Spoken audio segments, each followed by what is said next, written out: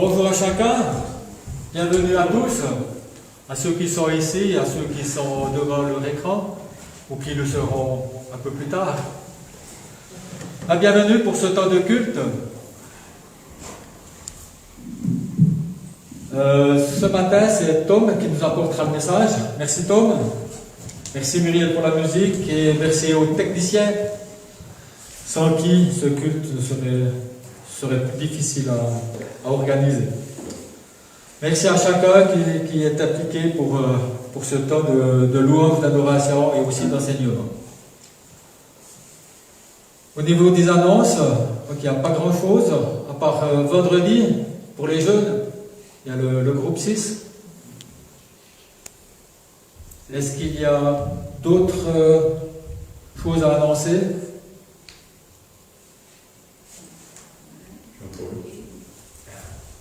Je crois qu'on peut chanter. Hein.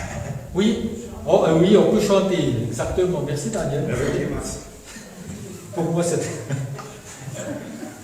Vous savez qu'on peut chanter avec les masques. Donc il faudra bien articuler.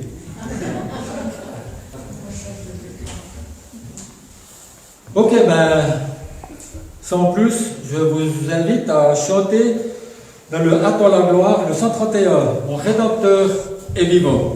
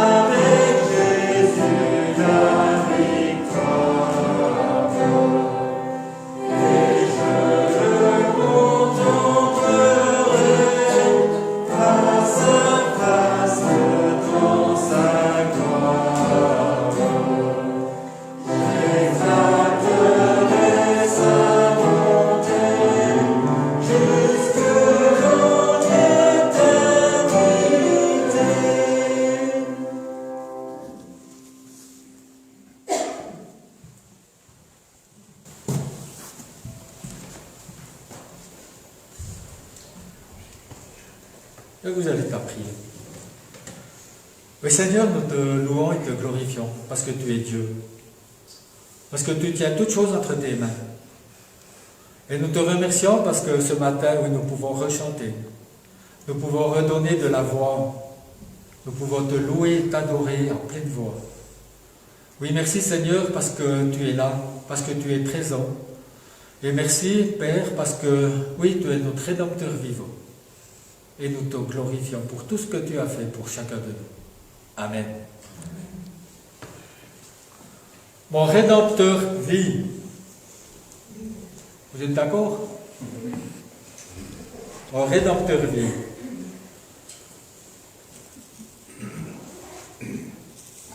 Donc, on lit dans un passage de la Bible, mais je sais que mon Rédempteur vit. Jusqu'à la fin, il se lèvera de la poussière. Vous savez qui c'est qui a prononcé ces paroles? Job, exactement. Et il poursuit, et c'est vrai que ça se passe au milieu de son entretien avec ses amis. Donc, mais je sais que mon Rédempteur vit, et qu'à la fin, il se lèvera dans la poussière. Et lorsque ma peau aura été détruite, donc on sait qu'il avait plein d'ulcères, qu'il se grattait avec des morceaux de poterie, etc. Donc, et même quand ma peau sera détruite, même sans ma chair, je verrai Dieu. Je le verrai de mes yeux, et non ceux de quelqu'un d'autre, le contempleront. Donc il avait déjà cette foi, cette conviction qu'il verra son Rédempteur. Question, qu'est-ce que la rédemption? Qu'est-ce qu'un Rédempteur? Et c'est ce qui m'a amené à prendre ce sujet ce matin. C'est en cherchant qu'est-ce qu'un Rédempteur? Qu'est-ce que la rédemption? Et en ouvrant le dictionnaire biblique,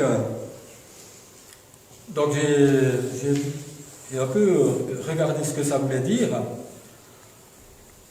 Et il est dit que la rédemption, c'est un rachat. C'est la libération par le paiement d'une rançon. C'est la délivrance de celui qui était en esclavage ou en prison pour une dette. Donc un rédempteur, c'est quelqu'un qui vient, qui paye votre dette et qui vous ne redemande plus rien. La dette est effacée. Donc, qui est mon Rédempteur? Dans Ésaïe, il y a plusieurs versets, j'en prendrai deux. Donc, dans Ésaïe 44, verset 6, « Ainsi parle Adonai, le roi d'Israël et son Rédempteur. Adonai, le Dieu des armées célestes. Je suis le premier et je suis le dernier. Il n'y a pas d'autre Dieu que moi. » Et ça m'a un peu surpris là, je suis le premier, je suis le dernier. Ça nous renvoie un peu dans le livre de l'Apocalypse. Jésus qui dit, je suis l'alpha et l'oméga. Et là c'est Dieu qui dit, je suis le premier et le dernier. Et un peu plus loin, au verset 24, dans le même chapitre d'Ésaïe, « Ainsi parle Adonai, ton Rédempteur, celui qui t'a formé dans le sein maternel. Je suis Adonai, qui fait toutes choses, qui seul a étendu les cieux, qui a déployé la terre sans aucune aide. » Et c'est vrai que notre Rédempteur, c'est celui aussi qui nous a créés, qui nous a formés dans le sein maternel. Et je reprends dans le dictionnaire biblique. Donc dans l'Ancien Testament, l'Ancien Testament souligne constamment la pensée qu'Israël appartient à l'Éternel, ayant été racheté de l'esclavage de l'Égypte. Donc les premiers-nés ont été délivrés par le sang de l'agneau pascal, et ils devront être rachetés à leur tour par une somme d'un demi-sicle payée au sanctuaire. Donc quand les Juifs allaient au sanctuaire, ils devaient payer une taxe d'un demi-sicle qui était pour le rachat du premier-né. Et là, c'est vrai, dans le dictionnaire biblique, ils font référence à Matthieu. C'est Matthieu 17, pardon. À partir du verset 24, quand ils arrivèrent à Capernaum, les collecteurs du demi-sicle s'approchèrent de Pierre et lui dirent « Votre rabbi ne paye pas l'impôt du temple ?» Mais si, répond Pierre. Lorsqu'il arriva à la maison, Jésus parla le premier et dit, Pierre, qu'opposes-tu? De qui les rois de la terre perçoivent-ils les taxes et les impôts? De leurs fils ou d'autres personnes? D'autres personnes, répondit-il. Par conséquent, répond Jésus, les fils en sont exempts. Mais, afin de ne pas les offenser, va au lac, lance une ligne et saisis le premier poisson qui mordra. Ouvre-lui la bouche et tu trouveras un cycle. Prends-le et donne-le leur pour moi et pour toi. Et ce qui m'a frappé en lisant ce texte, c'est que Jésus aussi est notre Rédempteur. Il est venu sur la croix pour payer notre dette. Et il n'a pas refusé lui-même, le Rédempteur, de payer la taxe pour la rédemption du premier-né. Donc le Rédempteur qui paye la taxe de la rédemption. Donc je continue. Si dans l'Ancien Testament, le livre de l'Exode est le livre de la rédemption par excellence, le christianisme est la religion de la rédemption, car le Nouveau Testament tout entier présente Jésus comme le Rédempteur. C'est vrai que nous étions tous esclavages du péché, de l'amour, de la loi, de Satan. Et Christ, Jésus-Christ nous a rachetés et libérés sur toute la ligne. On lit dans Romains 3, verset 24, « Par la grâce de Dieu, sans qu'elle ait été méritée, il a été accordé à tous d'être considérés justes à ses yeux au travers de l'œuvre rédemptrice accomplie par Jésus le Messie, qui nous a délivrés de notre esclavage du péché. » Dans Galates 3, verset 13, « Jésus le Messie nous a rachetés de la malédiction qui était annoncée dans la loi, en devenant lui-même malédiction pour nous. Car la loi dit, quiconque pend au bois est sous la malédiction.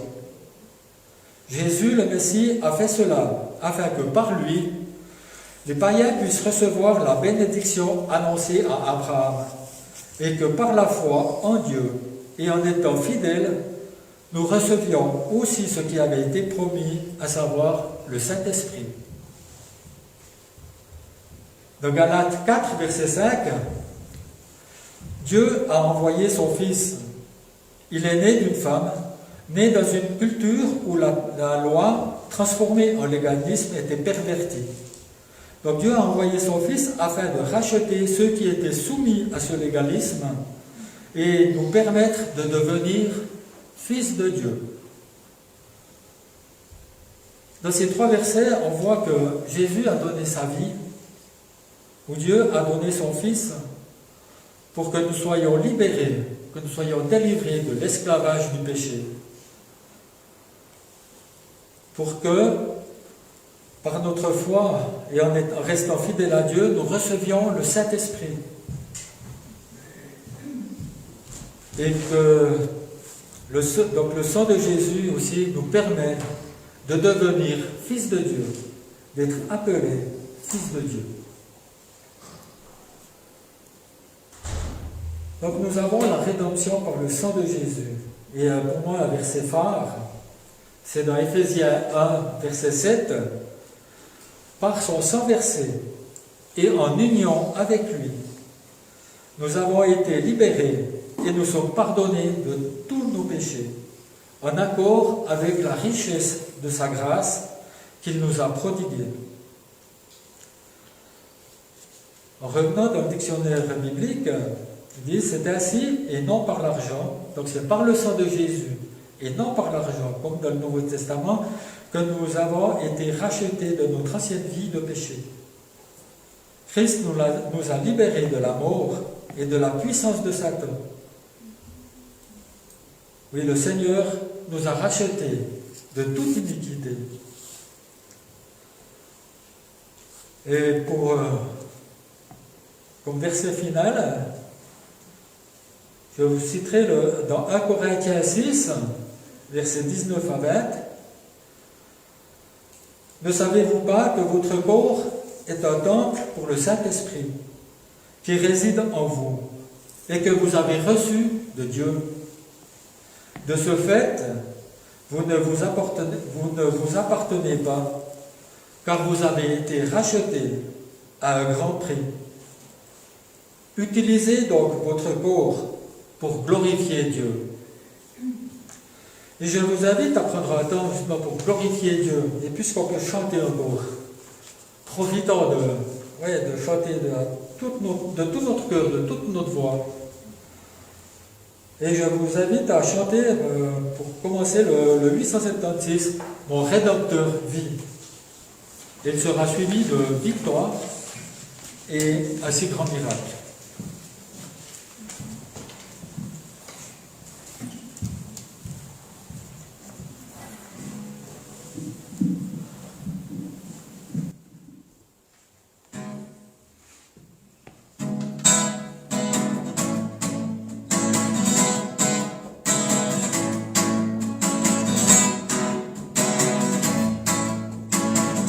Je sais qu'il m'a secouru, son sang a couvert mes fautes, je le crois. Oui, je crois. Il a enlevé ma honte, je suis guéri en son nom, je le crois. Oui, je crois. Je veux proclamer, oh, Jésus a vaincu la mort, mon rédempteur vit, mon rédempteur vit, mon rédempteur vit, mon rédempteur vit. Je sais qu'il m'a secouru, son sang a couvert mes fautes, je le crois.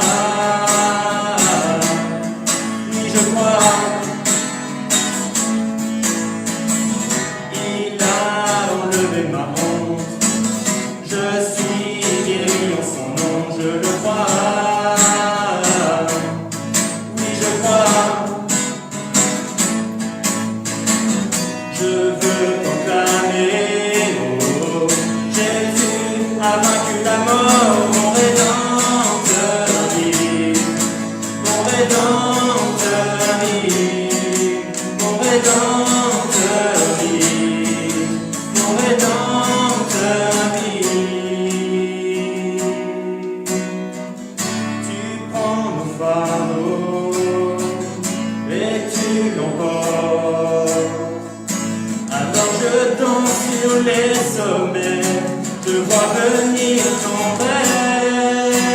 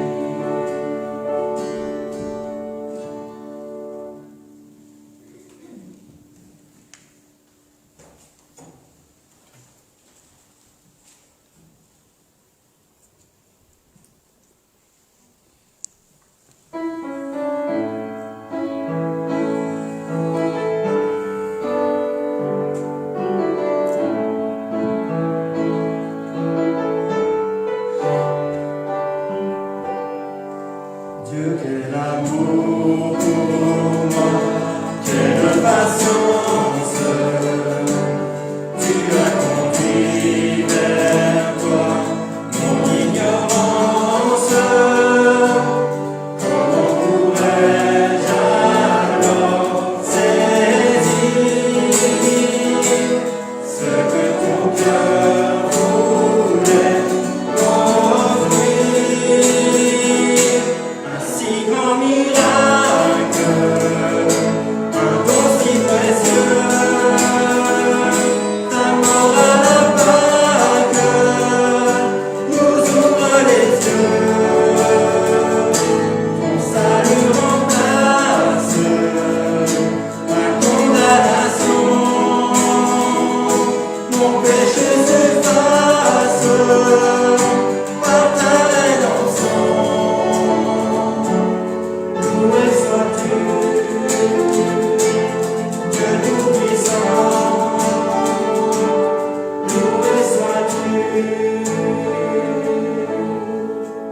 Dieu, ce don si merveilleux, comment le vivre sans le répondre à ceux que tu veux suivre sur les chemins où ils s'égarent, loin de la vie et de l'espoir. Un si grand miracle, un don si précieux, ta mort à la Pâque nous ouvre les yeux. Ton salut remplace ma condamnation, mon péché s'efface par ta rédemption. Loué sois-tu, Dieu Tout-Puissant, loué sois-tu.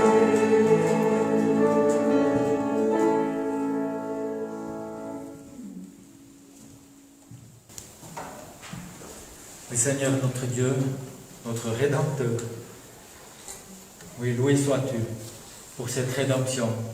Loué sois-tu parce que tu nous donnes la victoire. Tu nous donnes la victoire sur Satan. Tu nous donnes la victoire sur tous ces liens qui nous lient. Oui, Seigneur, tu délivres, tu laves et tu blanchis. Oui, merci Seigneur pour ton sang précieux. Et notre Père, oui, nous nous remettons encore entre tes mains pour ce temps d'enseignement, pour les paroles que tu as mises sur le cœur de Tom. Oui, merci parce que tu veux nous instruire à travers ces paroles. Tu veux nous faire connaître encore plus ton nom. Tu veux nous faire connaître encore plus ton œuvre à travers ta parole. Oui, merci Père, et loué sois-tu. Amen. Merci Tom de nous avoir préparé le message.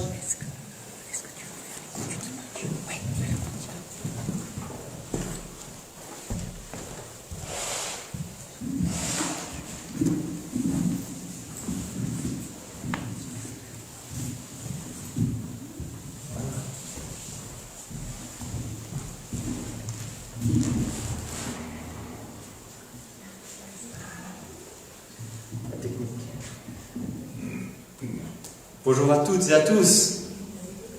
Quel plaisir d'être devant vous, si nombreux ce matin. Je vais boire d'abord.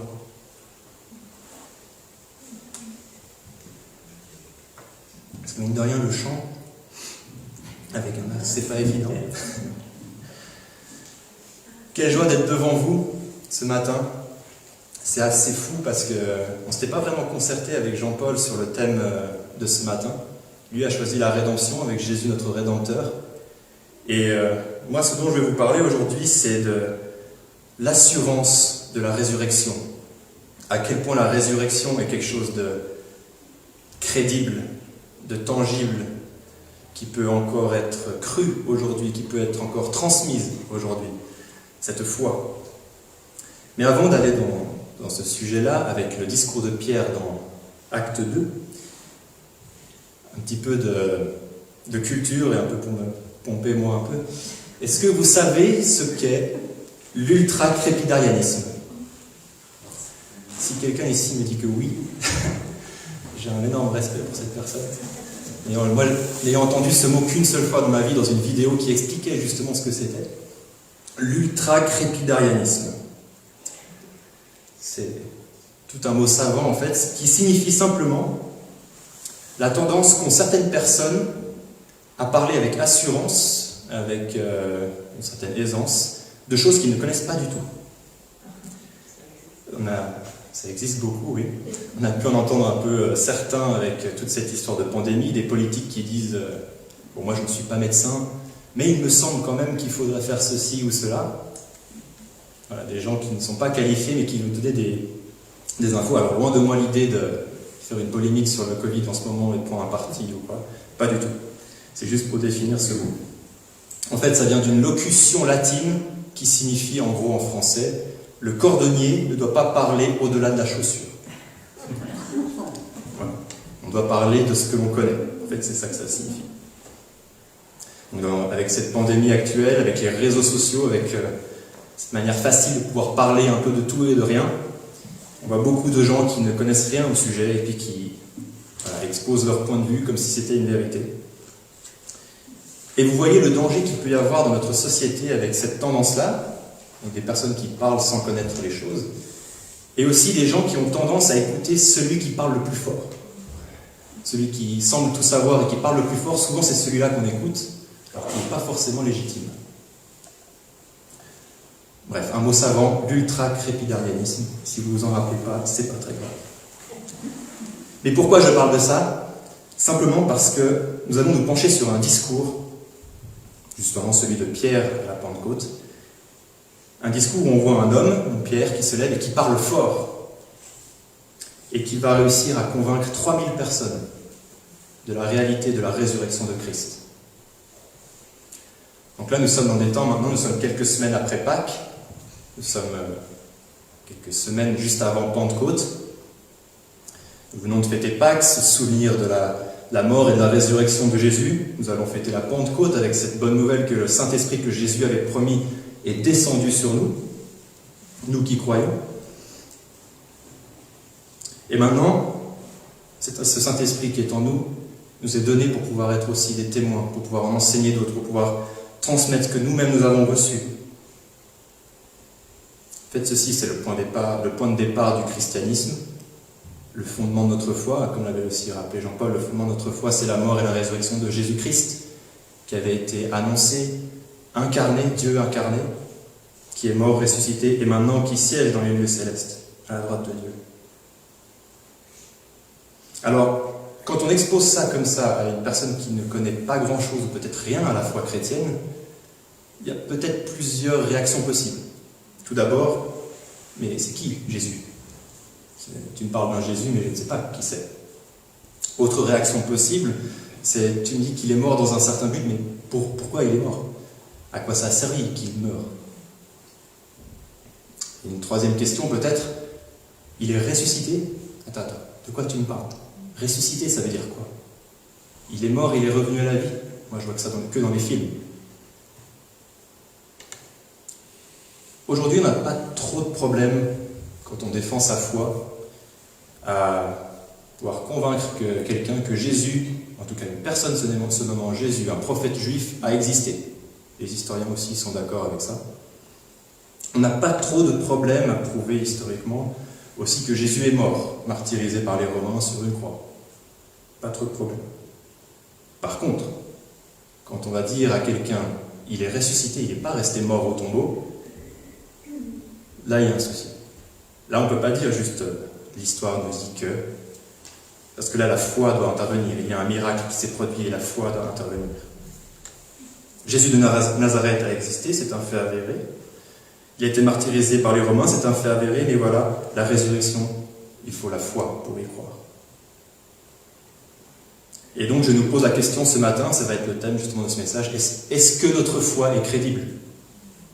Est-ce qu'elle est même possible Est-ce qu'elle peut vraiment encore nous changer? Est-ce qu'elle peut encore se transmettre? Est-ce qu'elle repose sur une légende, une vieille tradition? Ou bien est-ce qu'elle repose sur l'écoute de quelqu'un qui parlait fort, mais qui parlait de choses vraiment tangibles, qu'il a vues, des choses concrètes, des choses démontrables, plus qu'on ne pourrait le penser? Loin de moi l'idée de dire qu'on peut prouver la foi, prouver l'existence de Dieu, la foi à sa part, mais on va voir certaines preuves, et on va mener l'enquête. Peut-être vous connaissez ce livre, Jésus l'enquête. Il y a aussi eu un film là-dessus. Pour ceux qui ne connaissent pas, simplement l'histoire, c'est un journaliste athée qui voit sa femme se convertir au christianisme et touché par le message.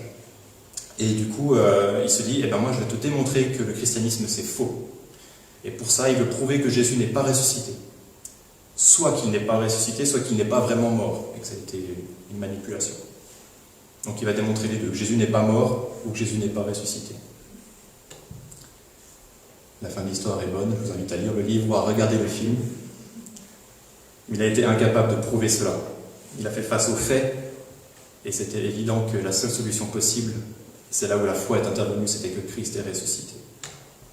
Je vous propose du coup que l'on fasse aussi cette part d'enquête nous-mêmes, et que donc nous prenions le discours de Pierre, juste après que les Saint-Esprit soient descendus sur les disciples, et que nous voyons au travers de son attitude, l'attitude de Pierre, au travers de ce qui se passe ce jour-là, au travers de ce qui est dit aussi, qu'on puisse voir qu'il y a une véritable démonstration de la résurrection de Christ, que la résurrection de Christ est vraiment fondée, et qu'elle fonde aussi notre foi. Nous allons enquêter, voir des preuves. Je rappelle, ce n'est pas des preuves qui enlèvent la foi, pas du tout, mais elles viennent aider notre foi. Je vous propose de lire avec moi Acte 2, les versets 14 à 41. C'est Pierre qui se lève et qui fait son discours. Acte 2, versets 14 à 41, si vous voulez suivre avec moi.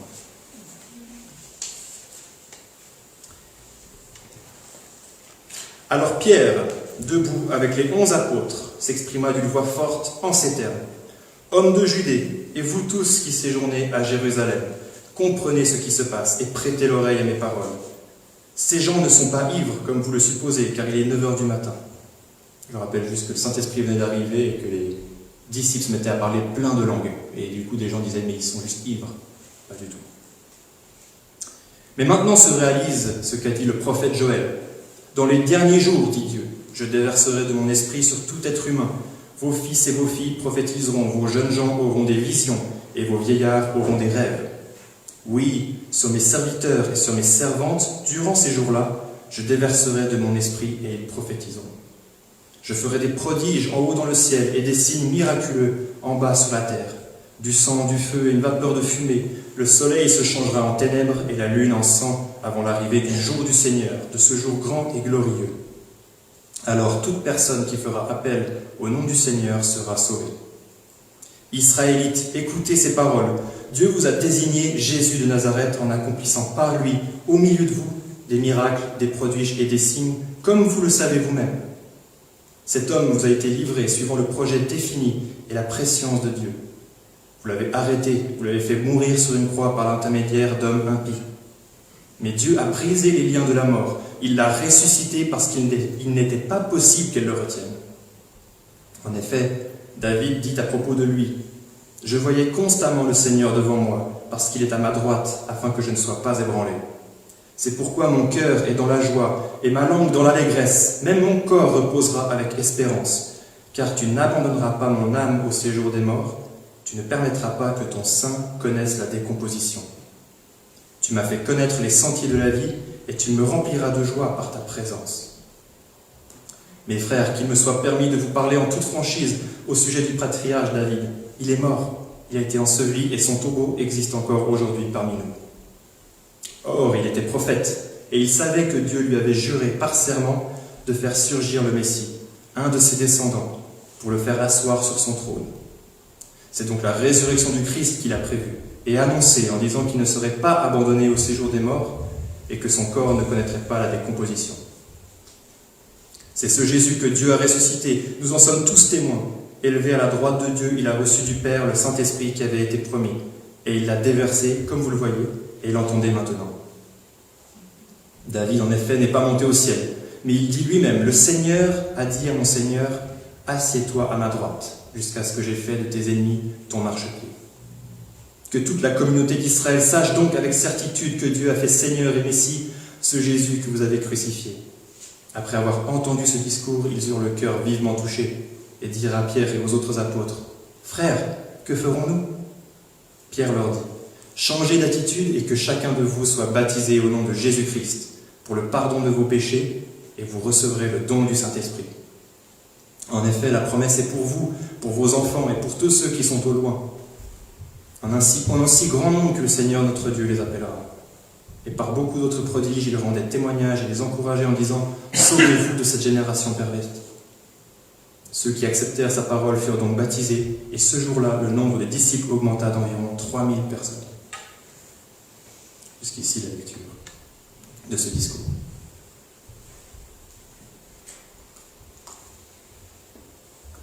Un passage un peu long, un discours un peu long, mais au travers de ce discours, j'aimerais qu'on voit ensemble qu'il y a un peu 3 preuves que j'ai tirées de là. 3 preuves qui nous montrent que la résurrection du Christ est plausible, est vraiment tangible et crédible, et qu'on ne croit pas juste à des chimères. Première de ces preuves, c'est que Pierre se lève. C'est que Pierre se lève. Il se lève même face à une foule de plus de 3000 personnes. Je ne sais pas si vous êtes déjà arrivé de faire un speech devant des gens. Moi, déjà, pour certains examens, d'être devant 2 examinateurs, c'était terrible. Alors, devant 3000 personnes, Pierre a eu cette assurance. Il n'hésite pas à prendre la parole. D'où est-ce qu'elle peut lui venir, cette assurance? Si on se souvient bien de qui est Pierre, c'est cet homme-là qui, a quelques semaines auparavant, était à genoux, en pleurs, parce qu'il venait de trahir son ami. Il venait de renier son maître, il venait de renier le Messie que lui-même avait reconnu. Il était détruit à ce moment-là. Si on se souvient bien de ce Pierre, c'est ce Pierre qui est impulsif, un peu naïf aussi des fois, un peu immature. Mais là, il se lève et il parle d'une voix forte. Si l'on se souvient bien encore de ce Pierre, c'est aussi lui qui, bien souvent avec les autres disciples, ne comprenait rien à ce que Jésus enseignait. Même quand Jésus expliquait, ils ne comprenaient pas. La parabole des semeurs, ils demandent l'explication, ils ne comprennent pas plus après ce qu'elle signifie. Mais voilà que Pierre se lève, il prend la parole et il prononce un discours rempli de sagesse, d'autorité, de vérité. Alors qu'est-ce qui s'est passé? Comment c'est possible? Et c'est ça la première preuve, je trouve, de la résurrection de Jésus-Christ, qu'elle est réelle. C'est que lorsque Pierre était à genoux en pleurs après avoir renié Jésus, lui, il était en train d'être accusé, d'être jugé. La mort de Jésus était imminente. Même jusque dans le jardin de Gethsémane, lorsque Jésus est arrêté, là, Pierre encore, il est impulsif. Il sort son épée, il coupe l'oreille de Malchus, le serviteur du grand prêtre. Il n'avait pas compris que Jésus, le Messie, devait être arrêté. D'ailleurs, Jésus le reprend. Donc la preuve de cette résurrection, c'est comment un homme comme Pierre, avec tout le poids de cette culpabilité d'avoir renié Jésus, avec toute cette impulsivité en lui, cet homme immature, impulsif, comment il a pu se relever? Comment il a pu aller de l'avant, parler avec autorité, s'il n'y avait pas eu cette conversation entre Jésus et son disciple qui lui demande 3 fois « M'aimes-tu, Pierre, m'aimes-tu » Jésus, il est mort que quelques heures après que Pierre l'ait renié. Ce qui veut dire que cette discussion n'a pu avoir lieu qu'après. Il fallait que Jésus revienne pour avoir cette discussion avec son disciple et lui demander par 3 fois « Pierre, m'aimes-tu » pour le rétablir. Et donc, est-ce que vous arrivez à ressentir pourquoi maintenant Pierre il peut faire preuve d'un zèle aussi grand? Est-ce que vous voyez pourquoi ça pousse comme ça à se lever devant 3000 personnes et à ne pas douter et à y aller? C'est parce qu'il est dans la joie. Il est heureux d'avoir revu son ami si cher. Quand on pense à cet épisode où ils sont dans le bateau, Jésus est sur la plage. Pierre le reconnaît et il plonge à l'eau au lieu d'aller garer le bateau. Non, il plonge à l'eau pour le rejoindre, tellement il est heureux de le voir. Il a retrouvé son maître. Il a commencé à vraiment comprendre qui était Jésus, qui était le Messie, ce qu'il devait vraiment accomplir, quelle était sa mission. Il a commencé à voir alors qu'il était aveugle jusque-là. Mais on peut aller encore plus loin. Pierre est dans la joie, bien sûr, mais il a aussi cette ferme conviction que son Sauveur est vivant dans les lieux célestes à la droite du Père. Comment? Certes, parce qu'ils ont assisté à l'ascension de Jésus, bien sûr, mais je pense que c'est surtout parce qu'ils ont reçu le Saint-Esprit. C'est ce qui se passe juste quelques versets avant notre passage. Ils reçoivent le Saint-Esprit et parlent en plein de langues. Et pourquoi Pierre est heureux? Parce que c'est Jésus qui a dit que c'est lui qui enverrait le Saint-Esprit. Jésus avait dit « Je vous dis la vérité, il vaut mieux pour vous que je m'en aille. En effet, si je ne m'en vais pas, le défenseur ne viendra pas vers vous. Mais si je m'en vais, je vous l'enverrai. Et quand il sera venu, il convaincra le monde en ce qui concerne le péché, la justice et le jugement. » C'est dans Jean 16, c'est-à-dire juste avant que Jésus soit enlevé au ciel. Donc Pierre peut être sûr que son Rédempteur est vivant, parce qu'il lui a envoyé le Saint-Esprit. Et c'est pour ça que Pierre parle avec autorité, avec persuasion, un discours qui convainc 3000 personnes, on va le voir un peu plus tard. Il a cette assurance que l'Évangile est vrai. On veut se souvenir encore que Pierre était, cet homme, on a dit, qui ne comprenait rien aux enseignements de Jésus. En tout cas, pas grand-chose. Jusqu'à la fin. Et pourtant, là, dans son discours, il devient capable de trouver 3 prophéties qui annoncent Jésus, qui ne sont pas forcément évidentes en plus. Il cite le prophète Joël, il cite les psaumes. Et même plusieurs fois tout au long de leur mission, après, les chefs religieux juifs particulièrement sont étonnés. Ils disent, mais comment ces hommes sans instruction peuvent-ils dire de telles choses et parler avec autant de sagesse? Lisez Acte 4, 13, devant le jugement de Jean et Pierre devant le conseil juif. Comment il peut dire tout ça? Parce qu'il a été instruit par le Saint-Esprit qu'il a reçu de Jésus-Christ. C'est le Saint-Esprit qui convainc de péché, de justice et de jugement. Et c'est pour ça qu'au travers de Pierre qui se lève, je trouve qu'il y a une véritable démonstration déjà, une première preuve que Jésus est vraiment vivant. Parce qu'il a rétabli son disciple, qui était à terre, vraiment à terre. Et parce que maintenant il parle avec l'Esprit que Dieu lui-même a envoyé par Jésus-Christ. Cette première preuve, Pierre qui se lève. Passons à la deuxième maintenant. Tous témoins. Tous témoins. Dans son discours, Pierre il s'affiche clairement en tant que témoin direct, en tant que témoin oculaire de ce qui s'est passé avec Jésus-Christ, l'ayant suivi pendant plus de 3 ans jusqu'à la fin. Mais plus que cela aussi, la foule elle-même a été témoin de certains événements et il les prend à partie. Vous avez vu les miracles, vous avez vu les prodiges, vous avez entendu parler de Jésus. Et en effet, j'ai trouvé ça vraiment frappant en y réfléchissant avec ce texte, que depuis la venue de Jésus-Christ sur terre, à sa naissance, il n'y a rien qui le concerne qui n'a été fait sans témoin. Rien. Pensons d'abord à la naissance. Les parents sont là, bien sûr, mais les mages qui viennent d'Orient sont là. Ils parlent au roi Hérode, qui donc est au courant que le Messie naît. Il y a aussi des bergers totalement étrangers qui sont là et qui assistent à la naissance. Mais intéressons-nous plutôt maintenant, plus proche de nous, des événements plus proches de nous, particulièrement avec le ministère de Jésus. Chaque étape a été faite en présence de nombreux témoins. Pensez au miracle de la multiplication des pains. 3000, 5000 hommes. Dans chaque ville où il se rendait, il y avait des gens qui accouraient vers lui. Des fois, il était tellement pressé qu'il a dû monter sur un bateau parce qu'il n'y avait plus de place. Tous ces gens voyaient les prodiges qu'il faisait, les miracles, les autres signes. Et tous le connaissaient au moins de réputation.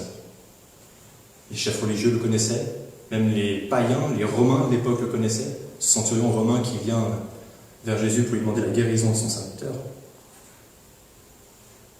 On peut aller encore plus loin. Même les rois le connaissaient. Hérode mourait d'envie de voir Jésus et de le voir accomplir un miracle parce qu'il est jugé. Tous connaissaient Jésus pour ce qu'il avait fait, au moins. L'étape suivante, son jugement, sa mort, celle-là aussi a été faite devant de nombreux témoins. Des gens reconnaissent même les disciples dans l'assemblée, qui reconnaissent Pierre, c'est qu'ils étaient connus. Sur Pierre et son nom. Paradoxalement, il y avait beaucoup de faux témoins qui étaient là pour accuser Jésus. Ces faux témoins deviennent des témoins du jugement de Jésus. Eux-mêmes. Bien sûr, il y a tout le conseil juif, toute la foule qui est là. Même devant les Romains, quand il est accusé et que Pilate veut le relâcher, une foule nombreuse est là et crie « Crucifie-le ». On comprend pourquoi Pierre pourra dire « Vous l'avez accusé ». C'est que cette foule devait être vraiment nombreuse. Une foule si nombreuse pour se moquer, pour cracher sur lui, pour le frapper tout le long de son chemin de croix. Avec des soldats aussi, qui ne le connaissent pas vraiment, mais qui le frappent, lui disant « Ah, tu es le roi des Juifs ». Et à la croix, les chefs religieux sont présents, des soldats sont présents, les moqueurs encore sont là, les disciples sont là, la famille a suivi aussi, sa mère Marie est présente. Et Jésus meurt devant tout ce monde, il ne meurt pas incognito devant personne. Tout le monde a pu attester de sa mort. On lui a planté une lance dans le côté pour être sûr qu'il était mort. Des témoins l'ont vu. Prochaine étape, il est mis au tombeau. Joseph d'Arimathée, avec Nicodème aussi, veulent prendre le corps et le mettre dans un tombeau neuf. Et demande à Pilate, donc Pilate est au courant que Jésus est mis au tombeau. Des femmes et des disciples embaument Jésus, le mettent au tombeau. Des soldats sont là également. Les chefs religieux, ils sont au courant parce qu'ils demandent de sceller la pierre et de la faire garder pour pas que le corps soit volé. Ils sont au courant. Ils savent que Jésus est dans le tombeau. Et cette tombe sera scellée et gardée pendant 3 jours. Tous les événements qui entourent la mort de Jésus sont connus de toute la région. C'est assez fou de voir ces 2 disciples qui marchent en direction d'Emmaüs. Jésus vient à leur rencontre. Ils ne le reconnaissent pas tout de suite. Jésus leur demande « Mais qu'est-ce qui vous arrive ?» Et ils répondent « Es-tu le seul en séjour à Jérusalem qui ne sache pas ce qui est arrivé ces jours-ci » Tout Jérusalem savait. Tout le monde savait qui était Jésus. Ça, c'était Luc 24, 18. Et maintenant, la résurrection, alors. Est-ce qu'elle a eu lieu sans témoins, sans personne pour le voir? Eh bien non. Bien sûr, ça commence par ces gardes qui gardaient la tombe. Ils ont vu une grande lumière, ils ont vu la pierre qui se roule, ils étaient présents. Ils sont allés le rapporter aux chefs religieux, qui les paient pour dire autre chose. Donc ils sont au courant, les chefs religieux. Le matin, plusieurs femmes vont sur la tombe, voient Jésus. Les disciples courent aussi, voient Jésus. Et Jésus apparaît encore à ses disciples à de multiples reprises, à certains, aux 12, à 500 d'entre eux, pendant 40 jours. Est-ce que la résurrection de Jésus s'est faite sans témoin? Je ne crois pas. Alors c'est cette preuve qu'on voit dans le discours de Pierre, où il les prend à témoin. Il leur dit, vous avez vu tous ces miracles, vous avez vu ce qu'il a fait, c'est vous qui l'avez accusé, c'est vous qui l'avez mis à mort. Nous l'avons vu ressusciter, nous en témoignons. Ils parlent de ce qu'ils ont vu. Ils sont tous témoins. Ces 3000 personnes sont tous témoins de ce que Jésus a fait, qu'il est mort, et aussi du coup qu'il est ressuscité. Et le Saint-Esprit qui est sur les disciples maintenant, qui leur permet de parler en langue, afin que tous comprennent, ça vient appuyer leur témoignage. Ils sont tous témoins. Ils voient tous. Je trouve que c'est formidable l'œuvre de salut de Dieu en Jésus-Christ. Justement avec cet aspect que rien n'a été fait de manière cachée. Il y a toujours eu des témoins. Jésus était venu pour révéler le Père. Et ça passe par des actes accomplis, des paroles prononcées en présence de nombreux témoins. Notre foi, elle repose donc plutôt sur un livre qui est un recueil de témoignages, plutôt que des histoires ou des légendes racontées. Ce ne sont pas que des faits racontés. Et je trouve que tous ces témoignages viennent vraiment au secours de notre foi, si souvent vacillante. Moi en tout cas, je me retrouve si souvent comme Thomas, le disciple Thomas, qui a besoin de voir pour croire. Et moi alors, de lire tous ces témoignages, de me dire, à chaque fois il y a eu des gens qui ont vu, qui ont attesté, qui ont parlé de ça, que rien n'a été fait dans l'ombre. Tout ça vient consolider ma foi. Et me dire, je crois, mais je crois en quelque chose qui est crédible, en quelque chose qui est tangible. Tous, ce jour-là, ont été témoins. Ils sont tous les témoins. Et ça prouve, je trouve, la résurrection de Jésus et ça rend crédible notre foi. On pourrait aller encore plus loin, on pourrait parler de tous les manuscrits que nous possédons, de tous les livres de la Bible, qui nous est parvenu jusqu'à aujourd'hui, La Bible est de loin le livre le plus fiable qui nous soit parvenu, avec une quantité de manuscrits hallucinante.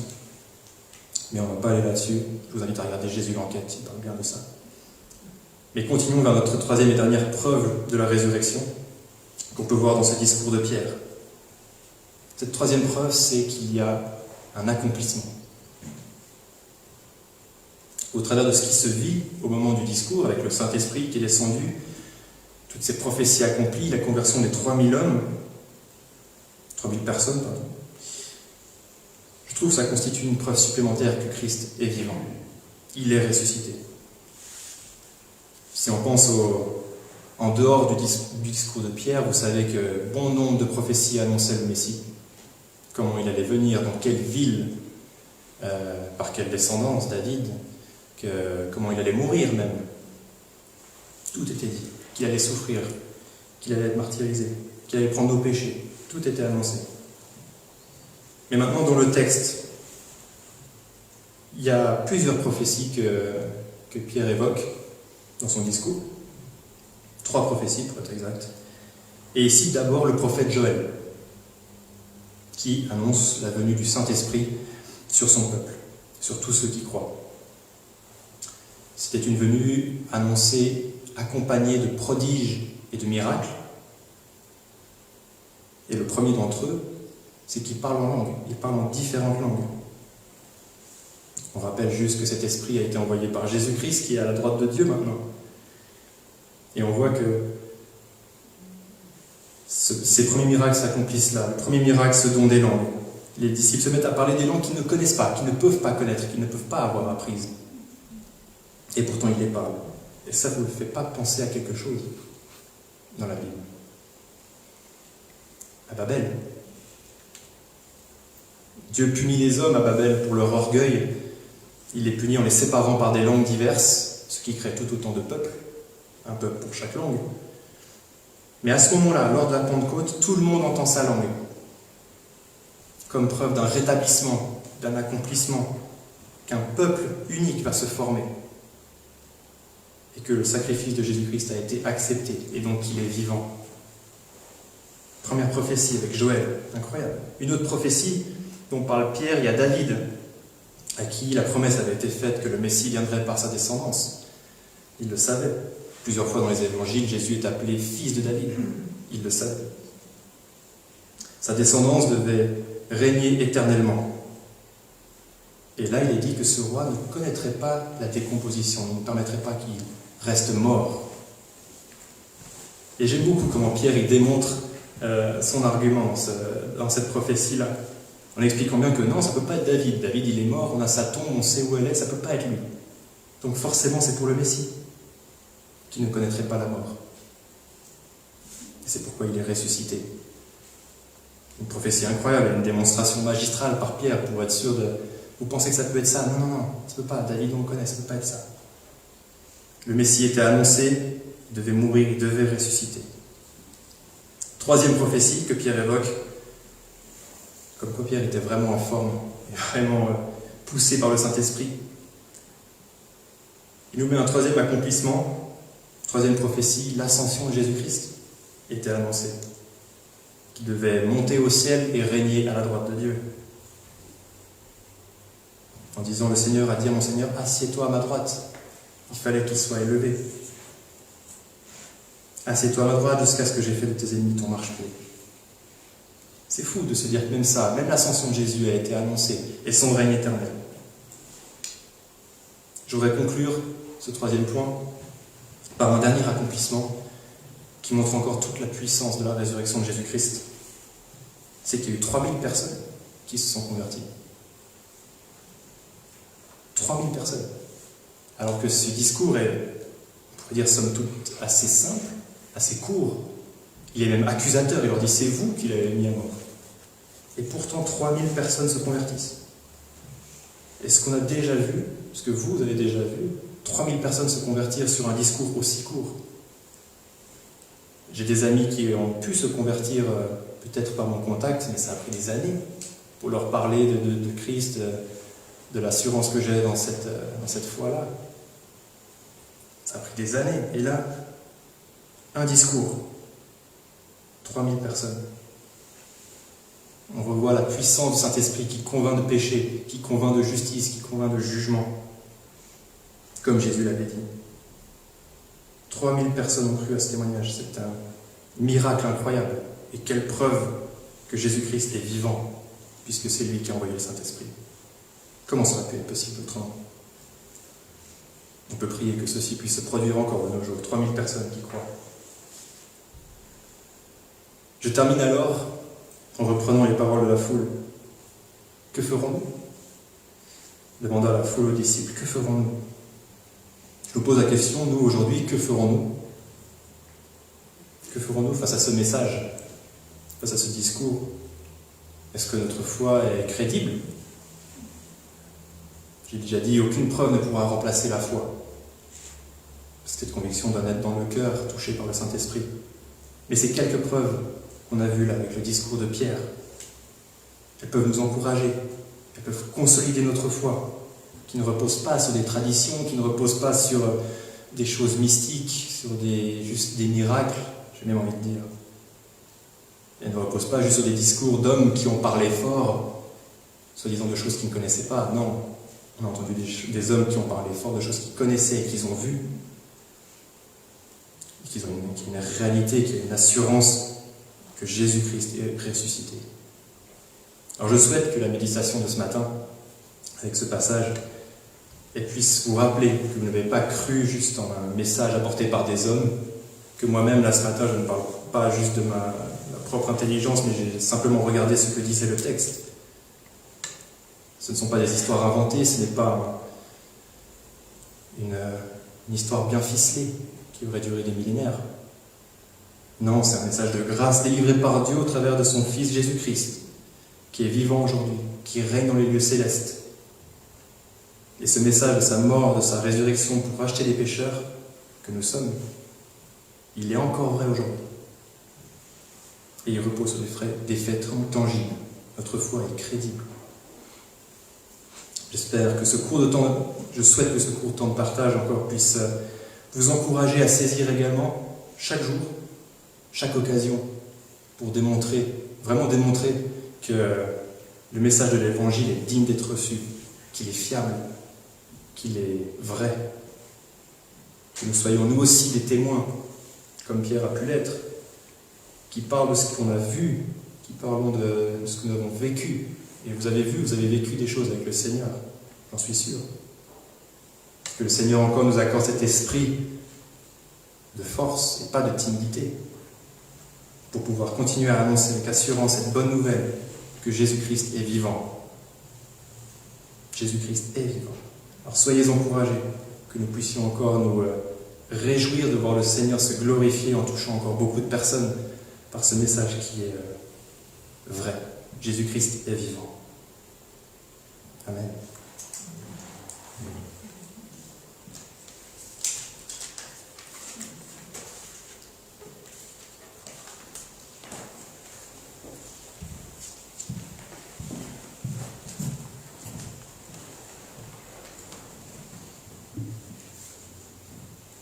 Oui, je reprends tes mots, Jésus-Christ est vivant. Et je crois que c'est avec ces mots-là aussi qu'on va prendre un temps de méditation intérieure, un temps de louange, de prière, un temps d'intercession et un temps de reconnaissance. Reconnaissance envers notre Dieu, envers Jésus, notre Rédempteur qui est vivant. Je terminerai ce temps. Et nous te louons, Jésus, parce que tu soutiens tout ce qui existe par ta parole puissante. Et merci, Père, pour ces paroles qui ont été partagées ce matin par Tom. Oui, merci pour l'esprit que tu lui as donné. Et Jésus, nous voulons aussi te remercier pour ton Église. Oui, merci parce que tu ne nous laisses pas seuls. Nous ne sommes pas orphelins. Mais nous sommes appelés fils de Dieu. Et nous pouvons aussi, dans ton Église, nous soutenir les uns les autres par ta parole, par la prière. par l'intercession, par l'encouragement. Et merci Jésus pour tout ce que tu fais. Amen.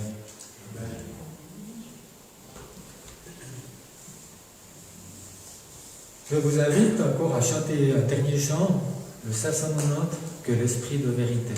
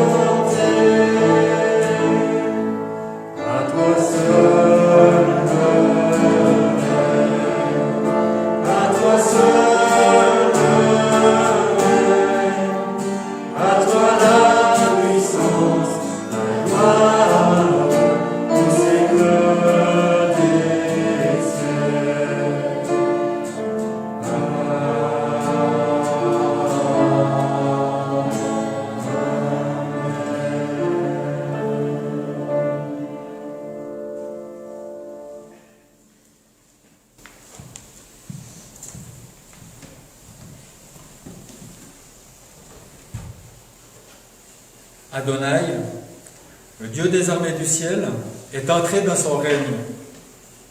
Réjouissons-nous, soyons dans l'allégresse et rendons-lui gloire, car le temps des noces de l'agneau est arrivé et son épouse s'est préparée. On lui a donné de se vêtir d'un fin lin net et éclatant. Mais soyons de la joie et soyons remplis d'allégresse, parce que Jésus est vivant. Bon dimanche à chacun et bonne semaine. Que Dieu vous bénisse. Merci.